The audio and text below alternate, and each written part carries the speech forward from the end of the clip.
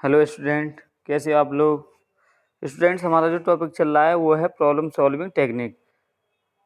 इससे जो पहले 2 वीडियो मैंने बनाई थी उसमें आपको मैंने प्रॉब्लम सॉल्विंग टेक्निक के बारे में बताया था कि what is problem solving, and उसके बाद में टेक्निक्स के बारे में बताया था कि जो प्रॉब्लम को सॉल्व करने की टेक्निक होती हैं वो क्या क्या होती हैं। ठीक है, आज का जो हमारा वीडियो है वो है हमारा नेक्स्ट टॉपिक एल्गोरिथम पर। किस पर? एल्गोरिथम पर। तो आज हम इस एल्गोरिथम के बारे में पढ़ेंगे। देखिए, एल्गोरिथम क्या होता है। Algorithm is the set of instruction to solve any problem. यानी कि जो हमारा एल्गोरिथम होता है वो क्या होता है, किसी भी प्रॉब्लम को सॉल्व करने का एक वे होता है। किसी भी प्रॉब्लम को सॉल्व करने का एक स्टेप बाय स्टेप तरीका होता है कि हमें किसी प्रॉब्लम को सॉल्व करने के लिए कितने स्टेप हमें फॉलो करने पड़ेंगे, हमने कितने स्टेप में उसे प्रॉब्लम को सॉल्व कर सकते हैं। जैसे फॉर एग्जांपल कि अभी मैं आपको कोई मैथमेटिक्स का एक क्वेश्चन देता हूं और आपको मैं बोलता हूं आप इसे सॉल्व करना है, तो आप उसे स्टेप बाय स्टेप सॉल्व करते हो। पहले प्रॉब्लम को रीड करोगे कि प्रॉब्लम होती क्या है, उसके बाद में जब प्रॉब्लम रीड कर लोगे उसके बाद में आप क्या करोगे कि उसमें कौन सा मेथड यूज करेगा उसके बारे में आप अपने माइंड में लेके आओगे, फिर उसे लिखोगे कौन सा फॉर्मूला इसमें हम यूज कर रहे हैं।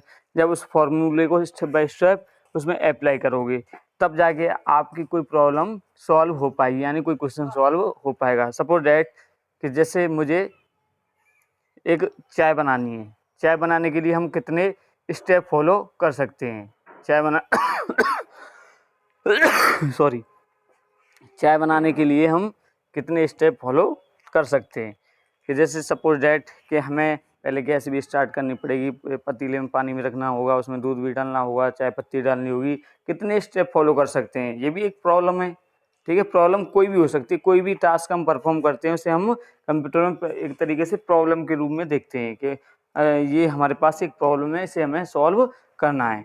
ठीक है, तो हमारी जो एल्गोरिथम होती है वो क्या होती है, वो किसी भी प्रॉब्लम को स्टेप बाय स्टेप सॉल्व करने का एक वे होता है, एक तरीका होता है।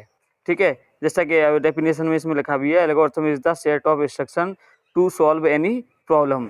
This is the collection of step which are followed one after another. एक के बाद दूसरा जो स्टेप हम फॉलो करते हैं ये क्या है, ये मेथड है कलेक्शन ऑफ स्टेप्स का। ठीक है, इसके बाद में इसकी प्रॉब्लम एल्गोरिथम की कुछ करेक्टरिस्टिक्स होती हैं। जैसे हम बात करते हैं ये अभी इसकी फाइनाइटनेस। इसमें क्या है कि फाइनाइटनेस के अंदर हम क्या पढ़ते हैं, जैसे इसका मतलब क्या होता है कि हमारा जो भी प्रॉब्लम है एक टाइम के बाद में उसे टर्मिनेट होना चाहिए, यानी लूप को टर्मिनेट होना चाहिए। टर्मिनेट का मतलब ये है कि उस प्रॉब्लम का एंड भी होना चाहिए कि कहाँ पे हमारी प्रॉब्लम होगी। आपने पढ़ा होगा इन्फिनिटी, जो पढ़ते हैं मैथमेटिक्स में के इनफाइनाइट, कि वो उसका अनंत तक जाता है, उसका कोई वो नहीं होता है, कोई एंड नहीं होता है। ठीक है, तो एक एंड भी होना चाहिए, फाइनाइटनेस का मतलब ये है।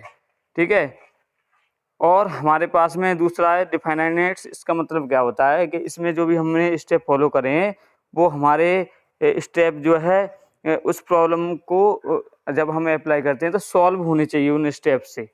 ठीक है, तीसरा हमारा इनपुट होता है कि जो भी हमें प्रॉब्लम दे रखी है, जैसे मैंने सपोज डेट ये आपसे पूछा व्हाट इज कंप्यूटर, तो ये क्या है, मैंने आपको एक इनपुट दे दिया। ठीक है, उसके बाद में हमारे पास में प्रोसेसिंग चलेगी, आपके माइंड में जो भी डेफिनेशन होगी आप उसे सॉल्व करोगे, फिर उसके बाद में आपको आउटपुट मिलेगा, यानी जब आप उस आंसर को दोगे तो वो क्या है, हमारा एक आउटपुट है। ठीक है, फिर फिफ्थ बने इफेक्टिवनेस। कौन सा है? इफेक्टिवनेस। देखिए, इफेक्टिवनेस का मतलब जो भी आपने आंसर दिया है वो पूरा हमारा इफेक्टिव होना चाहिए, वो हमारा क्या होना चाहिए, इफेक्टिव होना चाहिए।